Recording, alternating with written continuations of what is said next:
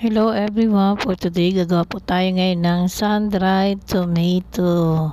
At ayan po, hugasan na po natin yan, napakadami yan.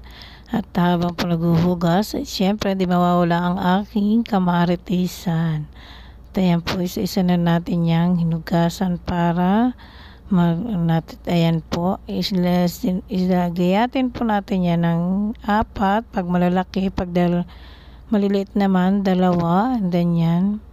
Mamadali na po si Inday at marami pa po yan.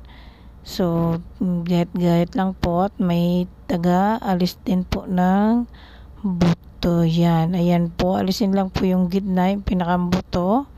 And then, separate po at lagyan po natin ng asin para po may pang lasa. At halu-haluin natin yan para magpantay ang kanyang lasa. At tapos po niyan, ayan, isa-isahin na po natin yung ilalagay sa tray para po ibilad. Ayan po. Dahil sobrang init po dito, ayan po ganyan. Lahat yan, ibibilad po natin yan sa taas. Tapos yan, balutan po natin ng kulambo para hindi siya magdumi. At ayan na po, tapos na. Ito na po ang kinalabasan niya. Lalagyan po siya ng olive oil and then yan, dried tomato na siya. Thank you.